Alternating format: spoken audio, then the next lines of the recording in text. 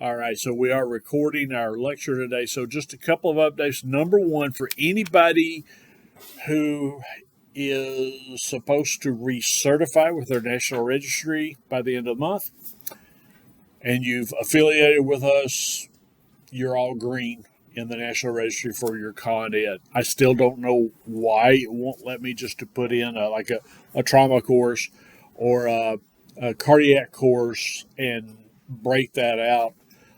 So I've got to get another phone call into them. But what I did do was I went in and I took each week's module and I put that in there. So if you get audited, just let me know and I'll send you a copy of the syllabus for you to upload to them for your documentation. So you'll be good on that. Don't let your national registry expire. Let's say worst case scenario, there's a problem with you being able to test. Now you're locked in to only being a Kentucky EMT. And while that's not a bad thing, you want to keep your mobility so that you can move to different organizations. Again, the other thing I want to share with you is remember on spring break, there will be no reading assignments. There will be no work assignments except for one, and that's for you to do something for yourself. Go to Daniel Boone National Forest, go to Hawaii, go take a walk, go watch a movie. It has nothing to do with work, nothing to do with class. And you give me just a very brief synopsis of that, Joe, and I'll give you a link in which you can do that by the deadline. It will not be extended, and I will record it. It's important enough to me that I will record a 100% for you as an exam grade, okay? Your final grades have been posted as well, so you should be able to go in and view those. I'm really happy with what I'm seeing with this particular class in here, so you guys are doing very, very well. Any questions for me? We're going to finish up last week's lecture, and then we're going to jump into this week's module as shown by the PowerPoint handouts that I got up here. Any questions for me on anything before we get started? All right. So let's talk about VTAC. VTAC output is generally inadequate during systole. And because of this, cardiac afterload is diminished. Now, again, somebody tell me what afterload means. The resistance blood has to go against the Yeah, so it's the pressure that the left ventricle has to overcome in order to eject blood out of the left ventricle into the body. Now, when this happens, now the entire perfusionary process for the body has been decreased and your patient begins to suffer. Now, sometimes you can see what appears to be wide complex tachycardia within SVT, especially in kids, more so in kids than you will with an adult. However, this is rare, okay? This is rare that you would see this. What did we talk about in 310 that would help you to differentiate between, if you're looking at a rhythm strip and you're going, Mark, looks wide, now it looks narrow, now it's wide again. What can you do to help you kind of narrow down what you're looking for as far as identification of, is this VTAC or is it SVT?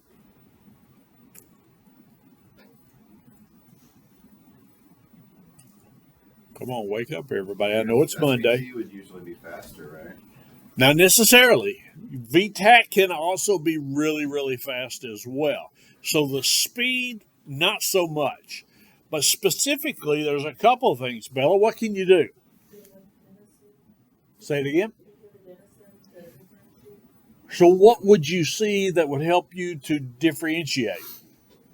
Well, medicine could help with the SVT, but with the wide complex, it won't change. Yeah, so this is important to remember about the action of adenosine. Excellent description. Adenosine blocks off the action of atrial impulses, and it slows it down there. Remember, with VTAC, it's coming from the ventricles. So adenosine has no effect on the ventricles.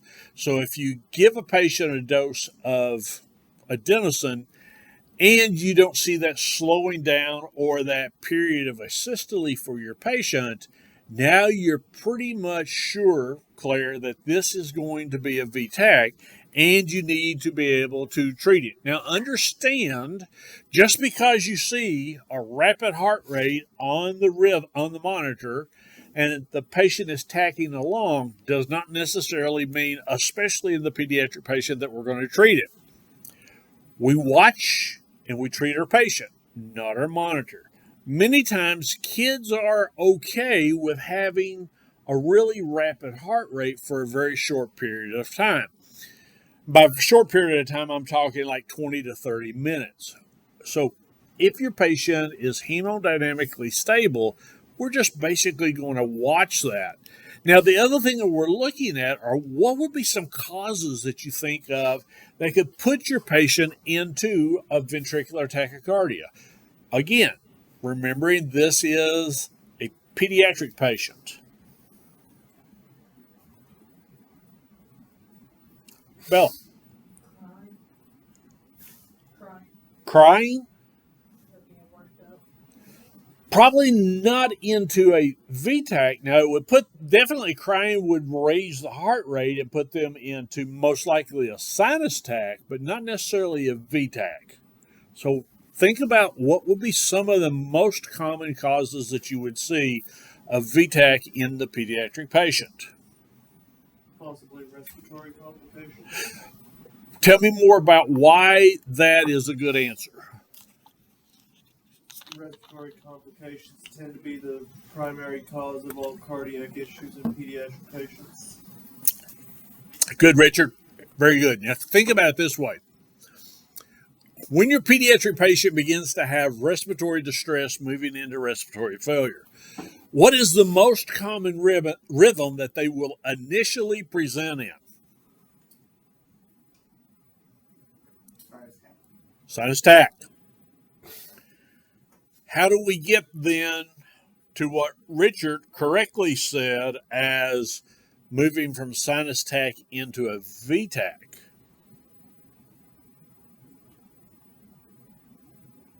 Thomas? YQRS. Well, that's what it is. You're right. So it is the YQRS, but how do we get to that point? Sinus tach is not nearly as serious as VTAC is. So what causes that transition from not so serious, John, to, Houston, we may have a problem here? And not just John, but anybody. Bella. So again, when we're moving from respiratory distress into failure, there will be a position there in which now we begin to get acid that is accumulating and our patient becomes acidosis or acidotic. Bell is exactly right. So we begin to see that happening in that transition from respiratory distress into respiratory failure. Now, what is the most common rhythm that we will see once your patient moves into full-blown respiratory failure?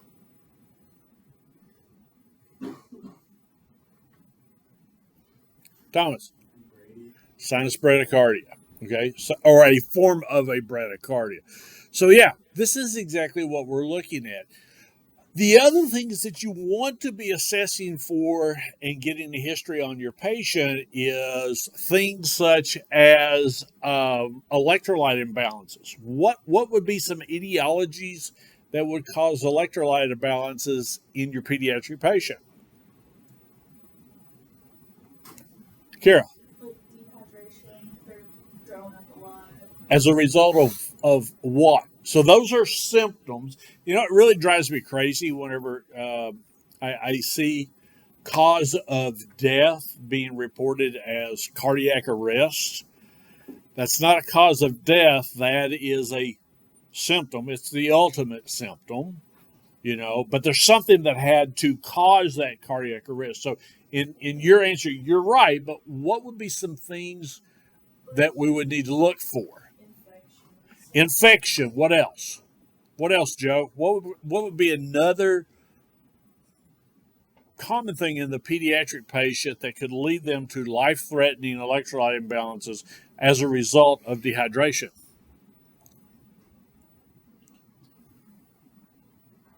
I can't think of. That's okay. Thomas, help him out. Fever. Okay, Mark. You said stemming from dehydration?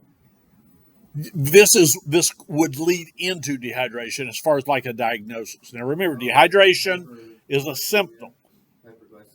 Hyperglycemia, that's the other one that we're looking at, okay? Because remember, with hyperglycemia or type 1 diabetes, your patient will often vomit. They're incredibly thirsty because they're dehydrated. And they want to take in water, but everything they take in orally comes right back out. The other thing we look at would be some potential toxins. What are some medications that could lead your patient into a VTAC?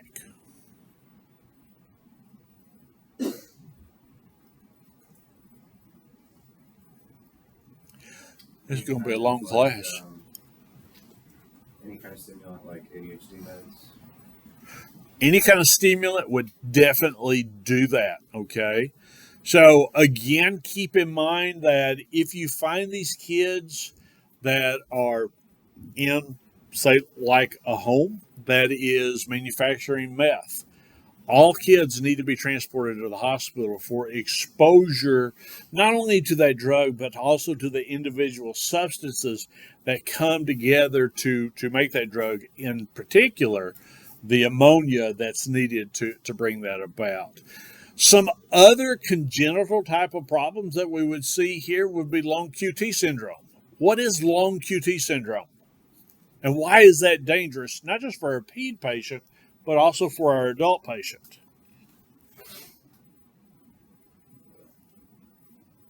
Mark? I mean, I haven't heard of the syndrome before, but I assume it increases the risk of oral teeth. It would. You're exactly right. So remember,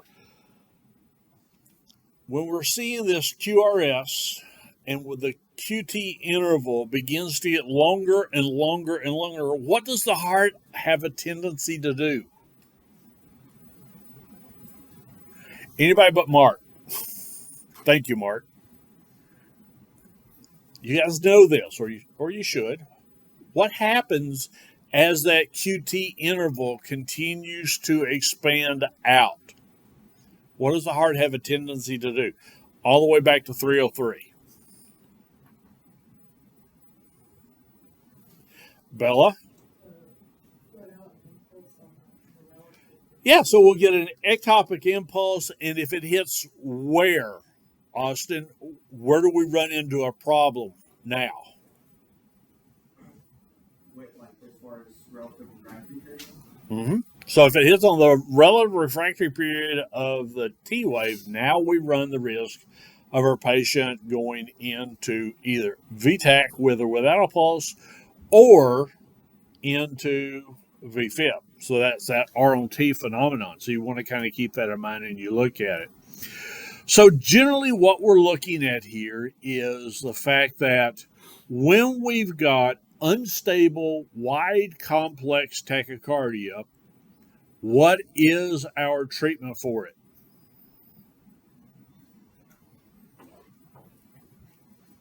Mark?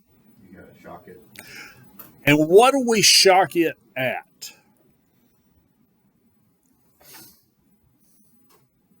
2 joules per kilogram. Austin? Monitor recommendation. And what does your monitor say? 360. 360, okay? For the pediatric patient? Oh, no. Okay, yeah. So remember, we're in here for a pediatric class. So what does it say for in here? Joe? The first dose is 1/2 to 1, and then if you have to shock again, it should be 2 joules per kilogram. It could, yeah. And here's the thing to remember. What is key to remember if this is VTAC with a pulse? When we're delivering electrical energy. Synchronize. Synchronize. What is synchronization, Thomas? It's going to hit on the and not on the T wave, okay? Because then we can cause our own T phenomenon ourselves, okay? When we have this patient, then we can also now that that cardioversion dosage you need to remember, okay? So I'll expect you to know that. As far as ventricular antiarrhythmics, what drug would you want to think about administering to your patient once you have provided a cardioversion, whether the patient converts or not? Bella, amiodarone. The dosage for amiodarone is going to be 5 milligrams per kilogram. Okay, 5 milligrams per kilogram. I will have to go back and review the PALS exam, and I'll find out if they are specifically asking you to know that dose on the PALS exam. But I will tell you, I want you to know the drug, but I would much rather you refer to your pocket guide because it's going to be so infrequent that you're ever going to administer amiodarone. But I'd much rather you be right than to just take a guess in there. So if we fall back, yes. What did you say the defib dosing was again? So basically what we're looking at here is there's a couple of thoughts. You can go either 1/2 to 1 joule per kilogram. You can start out at 2 joules per kilogram, and then subsequent cardioversions, you can go up to 4. Okay. All right. If you don't have amiodarone or amiodarone is not effective, what's your next drug to consider? Again, another ventricular antiarrhythmic. Lidocaine is an old drug. It has been around since before my time, okay? It fell out of favor because there was not a whole lot of usage for it, and now it's kind of come back in as it couldn't hurt, which if you'll go back and do your review on lidocaine, it really can hurt if we get into an overdosage situation. But again, if you don't have amiodarone, you've run out, or it's ineffective, you can always fall back onto lidocaine. Bella. So, with the the amount of joules for stuff, like the synchronized cardioversion just says up to 2 joules per kilogram. But, For your first one? it says begin with 1/2 to 1, if not effective, increase to 2 joules, and then it doesn't say anything else. But it says with the actual defibrillation, you go up to 4. So with your cardioversion, again, much of it goes back to what Austin said a while ago. It depends on the model that you're dealing with. If you're dealing with a monophasic monophasic defibrillator, you can actually go up to 4. The nice thing about biphasic defibrillators is that because they deliver electricity in both directions, you can go with a lesser amount starting off. So 1/2 to 1 joule per kilogram for cardioversion, move it up to 2. If that doesn't work and your patient continues to deteriorate, especially if it is a monophasic defibrillator, you can go up to 4 in cardioversion. In defibrillation, yes, it's 2 and then 4 as far as your defibrillation. Good question. So again, with what we're looking at here is with lidocaine is we're pretty much going to go with the same dosing regimen as we would for an adult, which is 1 milligram per kilogram, and we're going to follow that up with a 20 microgram per kilogram bolus. Joe, was it you that sent me the email not knowing what the microgram symbol was? Okay, so this is my fault here. Let me show you guys something. If you see this type of a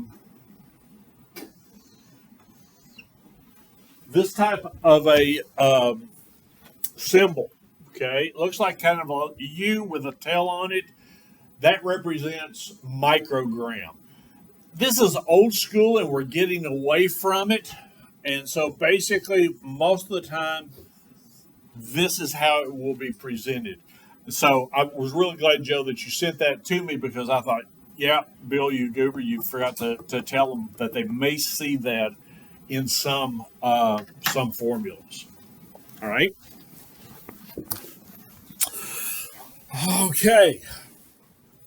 Third line drug for ventricular tachycardia is, we've got amiodarone, we've got lidocaine, same family as lidocaine.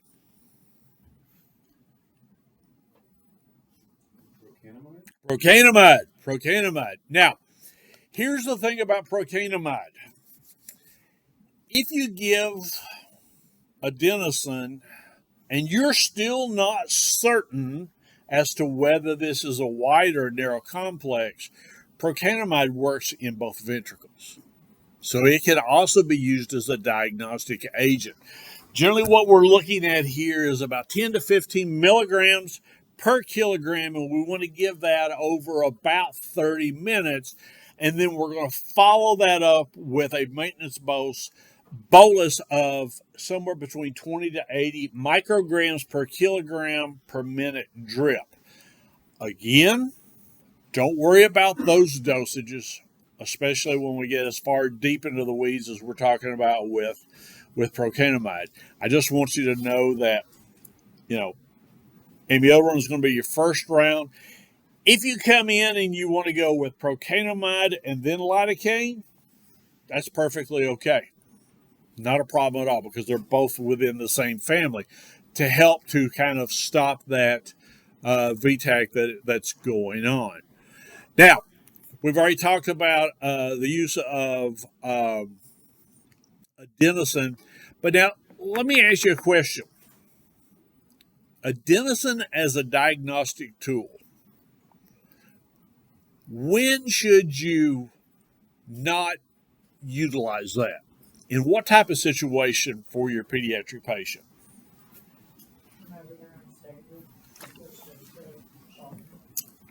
Bella, what does unstable look like for a pediatric patient?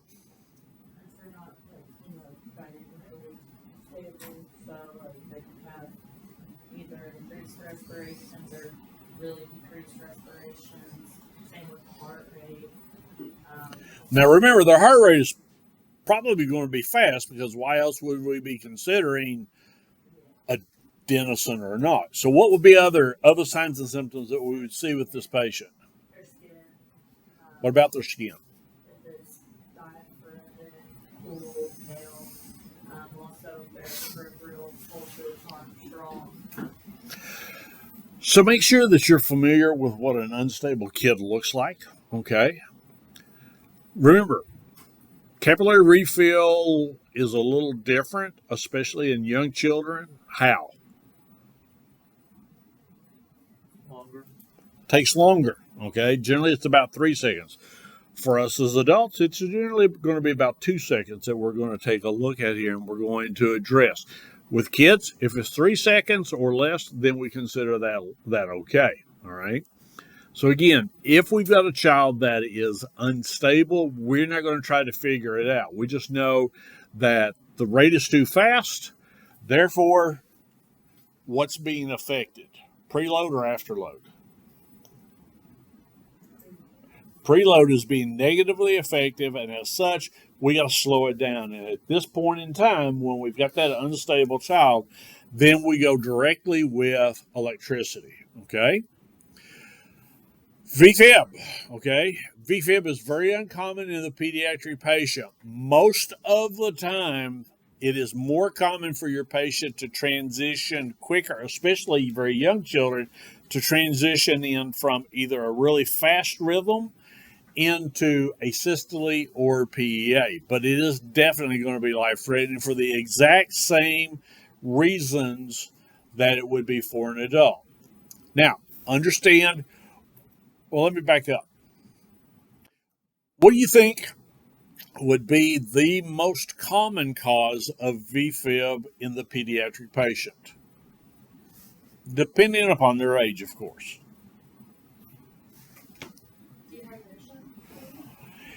It could lead into that, but most of the time, Allie, what we will see with kids that are dehydrated is that they'll go into a sinus tach, and then they just simply, it's kind of like everything gets unplugged and they stop. They go into a systole, or into PEA.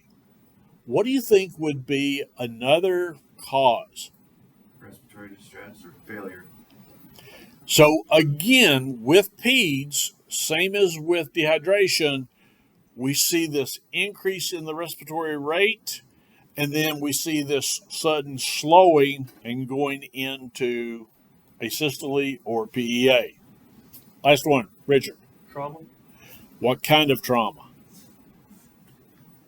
A specific kind of trauma. Commotio cordis, okay? And again, this is age dependent on your children. Understand that we will see this in kids that are generally around the age of 10 and older. Why? Because these are the kids that are out there now beginning to play sports, and specifically, regardless of whether they're male or female, they're starting to play things such as baseball and softball. So, and in particular, baseball, because the ball is much smaller. You can deliver a higher amount of energy when the ball impacts the chest on the relative refractory period, thus causing our patient to go into ventricular fibrillation. Now, when we're looking at this, there are other causes that we look at, such as congenital type of issues. If our patient is really, really hypoxic, even though most of the time they're going to go from a fast heart rate and then descend really, really quickly into a systole or a PEA. But other types of drugs that your patient can get into, if they get into grandma's or grandpa's DIG, now they can descend into VFib really, really quickly. How easy do you think it would be to convert a child out of VFib as a result of a digitalis overdose? Easy or not? Why not? Because they're still gonna, even if like you try to make their heart like reset, they still have the toxic in them. That's the reason. We really don't have any good reversal agents or antidotes for digitalis in the field. And so quite often what these patients have to do is they put them on emergency dialysis and they filter that out at a rapid rate. Now, when they do that, now we get all kinds of other problems, because guess what? When they're filtering out digitalis at an accelerated rate, what else are they filtering out? What kind of electrolytes? And in particular, potassium. So now we get into this balancing act of we got to monitor the potassium level and the calcium level while we're filtering out, and we've got a potassium and maybe even a calcium drip going on at the same time. So again, this is one of the things that we can do as EMS providers, is to educate both our friends and family, as well as people that we come into contact with, about the importance of making sure that their medications are secured. Generally, what we're going to see with kids that are in VFib is that the survival rate is generally going to be about 22 to 25% if what happens. What will raise that rate up? If CPR started on scene. And early defibrillation. CPR and early defibrillation. One of the nice things now is that defibrillators in public buildings are really, really becoming commonplace. Unfortunately, it's a sign of our times that stop the bleed kits are usually located either in the same case or in a case adjacent to it. Welcome to the 21st century. But having that early defibrillation for your patient is incredibly important. Now, and again, we'll talk a little bit when we move over into this week's module about how we need to adjust defibrillation and cardioversion in really, really small kids, but we'll do that in just a little bit. Keep in mind that, just like we've talked about in here, that the majority of times that kids go into ventricular fibrillation, it's because of respiratory. So address the VFib, defibrillate them, but immediately while you're taking care of that immediate life-threatening problem, Also begin to go in and look for the cause of why they went into to VFib. This is a big difference, ladies and gentlemen, in PALS versus ACLS. With ACLS, we look for a cardiac cause. Why? Because as adults, we mess our hearts up. Kids haven't had that chance yet. So most of the time when you have a patient that is having refractory VFib, look for a respiratory cause for what's going on with that particular patient. That's incredibly important. Generally, what we're looking at here is that these patients should have CPR started immediately and a defibrillation made as soon as the defibrillator is available. So with kids, we're not generally going to wait to reprime the pump as we would for an adult to get blood flowing. With kids, you start your compressions, and then when the defibrillator is available, now we go in and we begin to look at that.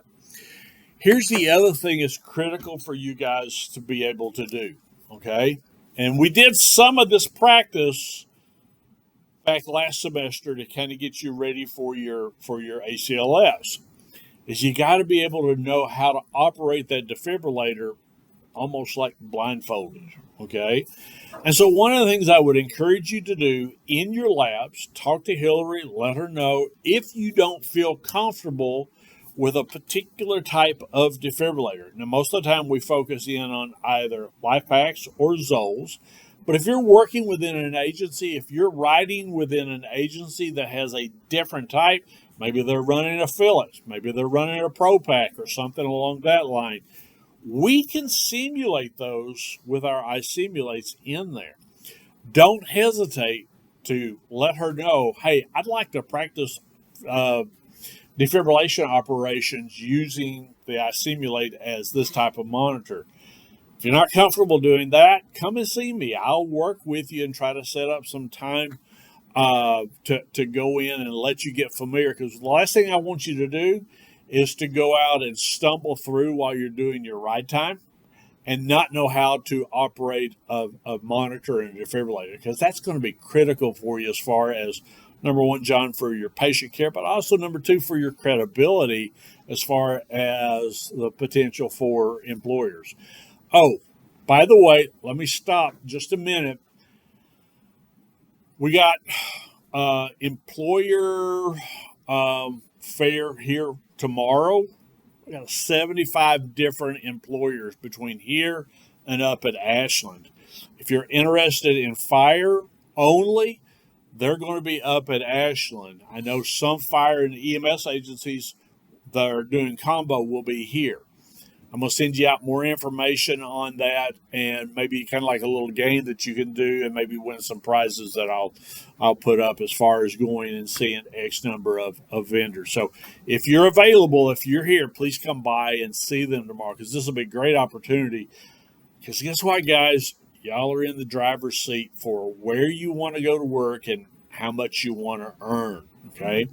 It is possible, if you're willing to travel, for you all to start out at 6 figures. Asheville, North Carolina, Buncombe County, brand new paramedic. I verified this, $100,000 a year for a 24-48, $100,000. I'm not making anywhere near that. And I'm okay with that, because field work is a lot harder than what I'm doing here, all right? So defibrillation, again, the defibrillation dosages are what?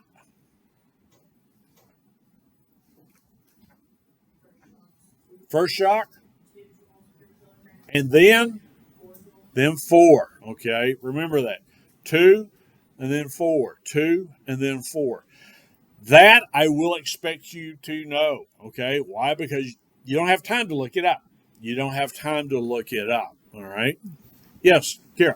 So just to verify, for Pediatric, it'll be half to 1 joules per kilogram? For synchronized cardioversion. Okay, good question.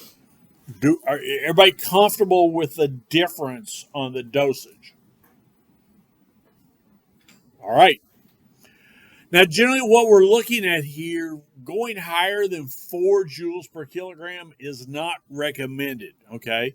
Um, Generally, if we go higher than that, we're just causing some unnecessary damage to the patient, to the heart, as well as to the patient's body itself. That does not mean that we cannot administer and deliver multiple shocks for these particular patients. We can and we should do. Just like we have for an adult, don't interrupt your CPR, okay, for a pulse check or a rhythm check. Yes? You mentioned we can do multiple shocks. Would you recommend each subsequent shock also be 4 joules? Like never go back down to 2? No, you never. Good point. I'm glad you brought that up. You only go in one direction. So your initial shock is 2. All other shocks will be 4. Because if you think about it, if 4 didn't work initially, coming back down to 2 is probably not going to have a big difference. So thank you for bringing that up. So yeah, 4 joules. When you move up into that, every shock from there on out is going to be at 4 joules and nothing less. Okay. Now again, I just want to stress that you may get into a situation where you're having to deliver 6, 8, or 10 shocks over the course of a resuscitation. You can't worry about that because it is continuing to cause some damage to your patient's heart. But how much damage can we do to a patient who is dead? Okay. What I like to say is that there's different levels, John, of dead. You have dead that we can resuscitate from, and then you have DRT, dead right there. They're not coming back. So patients that are in ventricular fibrillation are dead, but not DRT yet. Okay, so go ahead and deliver that electricity as needed for them. Again, the key thing here is going to be resuscitation. Couple things to remember about. You may see this type of question on the National Registry. When you're doing CPR on let's say you got a 3-month-old infant, and you're doing compressions, and you and your partner there, your partner is ventilating. What is the best way to do compressions for that particular patient? 3-month-old. Oh, Why? like anatomically, which fit better for one, but your thumbs are stronger than your other two. Okay, good. So anatomically, and it's more efficient because remember, you're squeezing front and back, but there's a logistic. Yes. Their anatomy is also much smaller, so with thumbs it's more focused, so you don't get any unnecessary trauma. Excellent. So you're on the right track. So you're exactly right. So we minimize the trauma that's going on. Here's the other thing along that same line. If you're a partner, okay, so Kara, let's say you and Thomas are working together. Thomas is ventilating the patient. Where is he going to be? At the head. He's going to have the mask on the nose. His hands are going to be here, and he's going to be ventilating. If you do the 2-finger method, where are you going to be? At the side. Now your hand could potentially interfere with Thomas, or Thomas's hand could potentially interfere with you. If we do CPR this way, guess what? Now we have moved down to the feet. Now we get better compression, we have better cardiac output, and there's much less likely that my thumbs are going to interfere with whoever's doing the ventilation. Mark. What's the expected depth for an infant? What is the expected depth for an infant? Because I can tell you on PALS, you will see that question. 1/3 of the chest. 1/3 of the chest. Good. All right. So now, again, we don't delay CPR to do pulse checks. All right. We can still give medicine. Okay. Amiodarone, if we're having a ventricular rhythm such as VFib, that is your preferred medicine that you need to go with first. You can go with lidocaine or procainamide if you max out on amiodarone and amiodarone does not work. All right. Now, here's the other thing to remember. Don't give amiodarone and procainamide at the same time. Okay? Why? Because this can lead to two things. Number one, if you do get ROSC, your patient's blood pressure can be dangerously low when those two drugs are given at the same time. So if you're going to switch over to procainamide, make sure that you stop your amiodarone.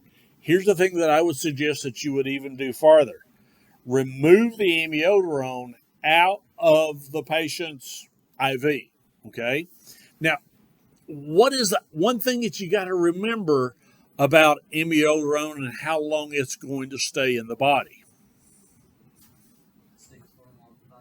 Yeah, about 72 hours is its half-life. So amiodarone is going to be in the body for a very long time. So, Bill, why am I telling you that you can give procainamide if you just simply stop the amiodarone drip? Why would that still be okay?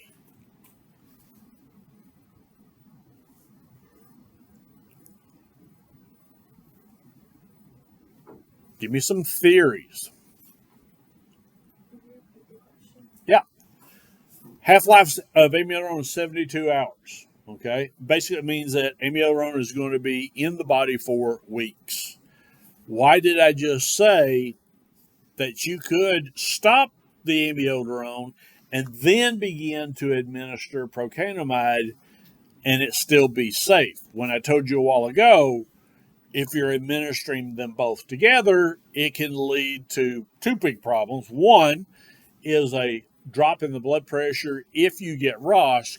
The other is the combination of those two medicines administered at the same time can also lead to long QT syndrome.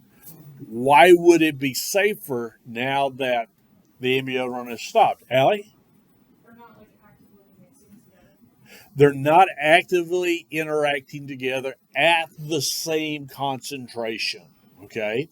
So again, if you're going to give procainamide, make sure that amiodarone has stopped before you that you do that. And again, one of the things I would encourage you to study and remember is, again, that whole concept of why is a long QT syndrome so dangerous for our patients.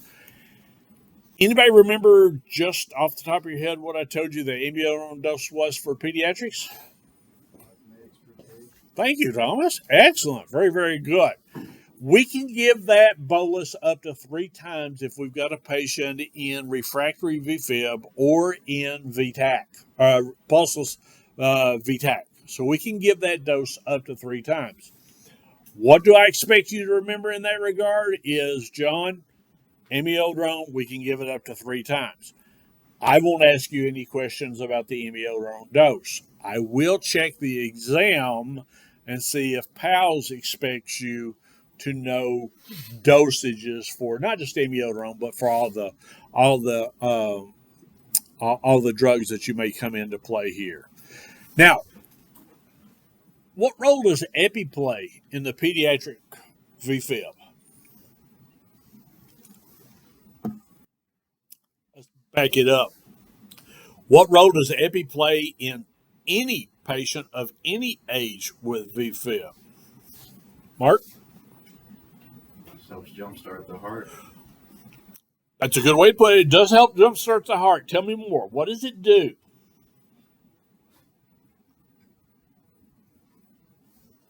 It irritates the muscles to try to get them to work like how they're supposed to.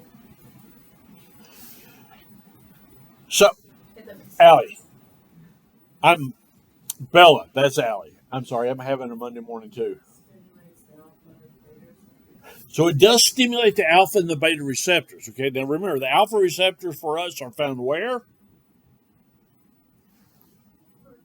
In the periphery. So if we cause constriction, we raise the blood pressure. We get more blood going to the brain.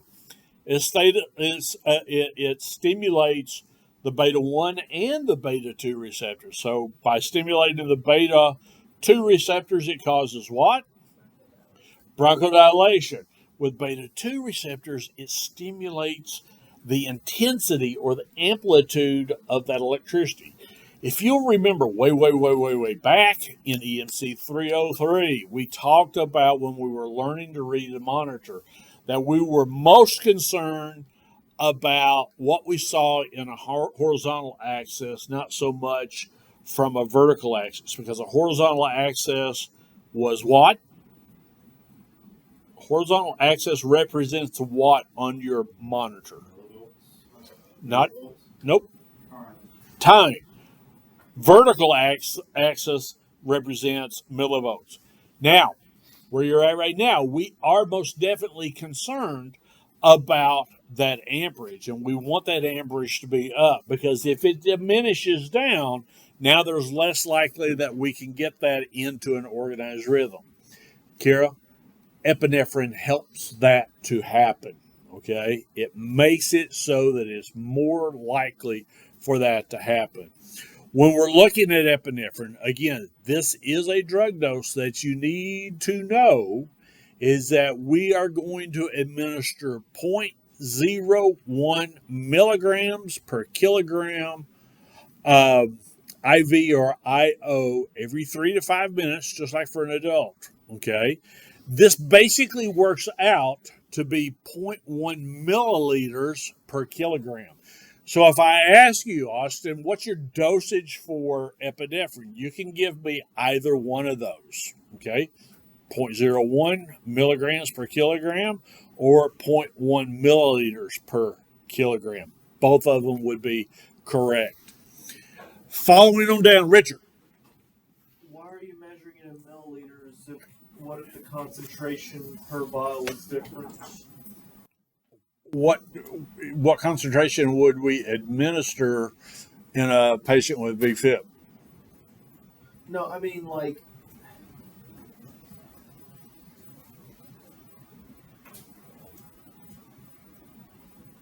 wouldn't it always be measured in milligrams, not milliliters, since that's a volume measurement, not a dosing measurement?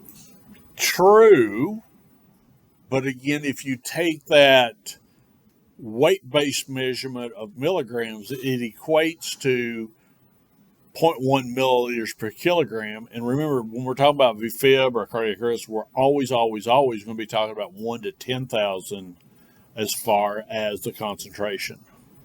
Okay. All right? Good. Thank you. Excellent. Max sulfate can also be considered for patients who are refractory to either procainamide, lidocaine, or amiodarone. I will be honest with you, I've never given max sulfate to a pediatric in cardiac arrest. We've just never ever gotten that deep into it. What are some other uses for max sulfate that you need to be aware of, especially in 305? Allie? Eclampsia, yeah. Well, in particular, what we're looking at is we want to give that to women who are in preeclampsia so we don't have those seizures. We'll talk more about that when we move into OB emergencies. Kara. I thought that Kentucky banned the use of. I'm sorry, I'm having a terrible time hearing. I thought I heard that Kentucky or some other states have banned the use of magnesium sulfate for the use of pregnant women. So, I think you said the difference between eclampsia and preeclampsia, is that? No, like I've heard from. I thought Kentucky was one of them, but there have been other states who have like banned the use of mag sulfate for pregnant patients for the use of stopping preterm labor. No, okay. Now, here's the thing. We're not stopping the labor that is happening with mag sulfate. What we're actually doing, because remember, mag sulfate is it has several different really good activities. We can use it in cardiac arrest. We can use it in preeclampsia or eclampsia to treat the seizures. It's not going to do much about the labor that's going on. But I'm not aware of any states that had banned it. Do you remember which ones had? I thought Kentucky was one of them, but I do remember hearing about it being a thing. Okay. If you're using it purpose of preventing preterm labor, then you weren't allowed to use it. It does have an effect because remember, it acts on the muscular system as kind of the same way as does a benzo. Let me do some research and I'll find out. So that's quite impressive. That tells me you've been doing some research on your own. So very, very good. I like that. Okay. I'll email a friend of mine who is an OBGYN today and see if he can give me some background on it. So maybe by Wednesday I can have more information on that. Again, basically what we're looking at here is that with max sulfate, we would give 20 to 50 milligrams per kilogram, up to a max of 2 grams for this patient if they continue to be in refractory. Again, understand that I would want you to know amiodarone, procainamide, or lidocaine, and then max sulfate. If you want to look up the drug dosages, I'm okay with that. Perfectly all right. Again, AED, critically important for our patient. Early CPR, early defibrillation going on in there. When we're dealing with the defibrillation doses, again, what we're looking at are lower doses in kids that are pre-pubic, okay? They're not yet in puberty. Once they move over into puberty, now what happens is we transition over into adult dosages, all right? Questions on that? That's the area as far as basically your cardiac arrest for your pediatric patients. Guys, one of the things I want to stress to you is begin now to get ready for your PALS course. The other thing, and we're going to transition over here into this week's module as well.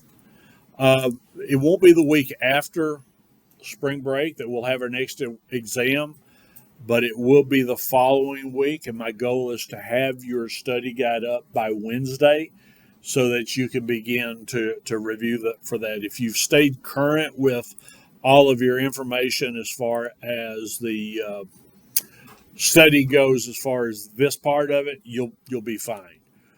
So specifically, we're going to move now into neonatology. Neonates refers to what age child?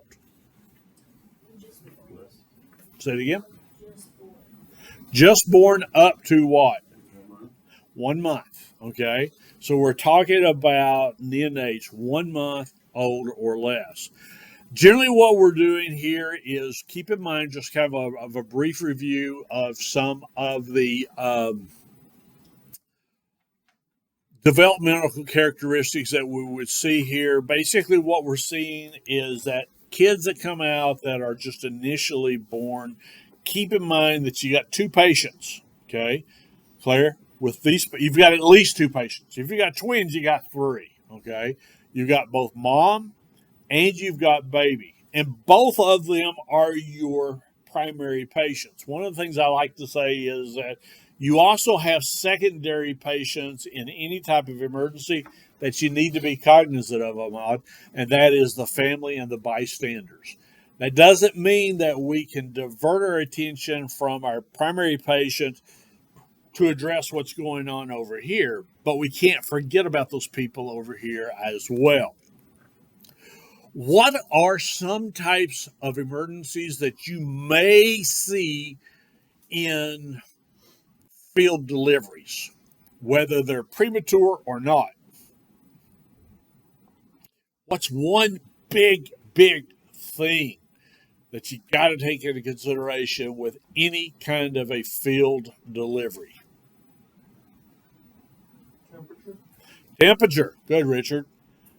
Temperature. Remember, this baby has been inside mom in an incubator for at least 9 months or so.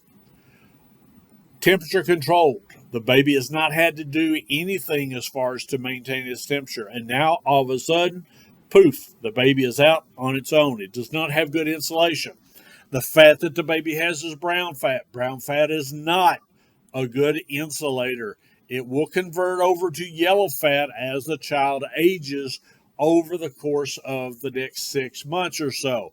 But that brown fat is a source of energy, but not a good source of heat preservation. The other thing that we got to be aware about for field deliveries is what? The other big thing that we got to watch just as close as we do as body temperature. Like a breach. A breach can be a problem. Those are relatively rare pre-hospitalized. Most of the time, when you're going to be dealing with a breach pre-hospital, it's going to come from a mom that, for whatever reason, did not get prenatal care. She's not aware of it. Moms that are aware that they may be having a breach will generally go in for labor to be either induced or scheduled for a C-section.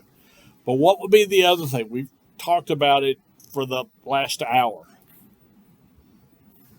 Make sure they have enough oxygen. Enough oxygen and breathing. Okay. Remember, kids are extremely dependent upon their ventilatory status, and that's the thing that leads to other problems. So breathing and body temp, if you take care of those, you'll take care of 90% of most of the problems. When you've got a newborn, okay, a neonate, your assessment priorities are all going to be the exact same as it would be for an old guy like me. Airway, breathing, and circulation. Part of your circulation that you're most definitely going to take into concern there is also going to be that concept of keeping the baby warm. Okay, so you want to go in there. Make sure that you don't get distracted. Make sure that you are doing your initial assessment first, finding and correcting anything that would cause life threats to your child. Most of the time, going to be respiratory. Here's the good thing about it.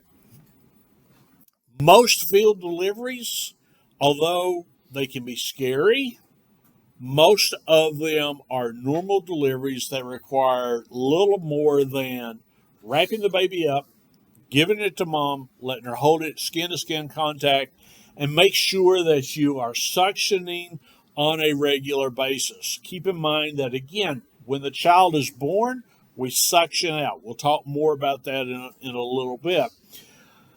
But that suctioning, once you're finished after the child has been delivered, is not done. So you've got to continue to watch that because, again, because of the unique anatomy of the baby's upper respiratory system, they can become clogged with fluid or with mucus just simply through normal bodily processes.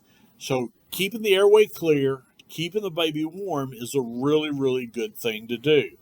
Generally, what we're looking at here is that the earlier the baby is born, the greater the possibility of resuscitation. So if you've got a mom that says, I'm not due for another 4 weeks, you really do need backup en route for you for that particular call. Again, because you're definitely going to have a critical patient when that baby is born. A 4-week early baby is not, their lungs have not yet fully developed. And so you're going to need some help both with that baby as well as with mom. Here's the other thing to remember. If it's a normal delivery, 2 things. Number 1, if it's a normal delivery, you really don't need backup, okay? And number 2, if it's a normal delivery, baby is breathing, baby is warm, mom is not bleeding, don't run lights and sirens to the hospital. Again, I shared with you in here that when God created us, he said women are going to have the baby because if men had to have babies, the race would be extinct. We're not strong enough. But moms have been having babies for thousands of years. If it's a normal delivery, don't put them and yourself and your partner at risk of an accident going in for a stable patient. All right, so keep that in mind. But if it's a premature baby, you're going to need some help. Generally, what are you looking at as far as, in particular, what are going to be some adjustments that you may have to make in regards to resuscitation of a premature child? Airway. Airway, specifically what? We're just looking for like fluids, like position. So we're concerned about meconium. We'll talk more about meconium in a little bit. We don't get as anxious over meconium now as what we used to. It used to be, oh man, we RSI the baby, we put it down, we intubate it, we do deep suctioning. Now it's kind of like, let's see how thick it is. Let's see where the meconium staining is. Maybe if the baby's crying, we'll just kind of watch it. Okay. So again, you may have to adjust your equipment approach. Kids are extremely tough to intubate. They're really, really tough. Okay. Preemies are even worse. And so as far as when we're looking at this, generally what we call a premature birth is any birth that occurs prior to 37 weeks. Normal gestational period for a normal pregnancy is how many weeks? 40 weeks. 40 weeks. Now understand that if he goes beyond 40 weeks, that can also now begin to have problems for the child as well. Why? Because the child may be too large to engage into the birth canal, and mom may have to go in and have a C-section. So again, knowing the best that you can as far as when her due date is going to be very, very important for you. Now, again, the big thing that we're looking at here with kids that are born early are going to be respiratory problems, all right? Now, before we get into the premature delivery part, I'm actually going to stop right there. You guys are a little sleepy today, I understand. Any questions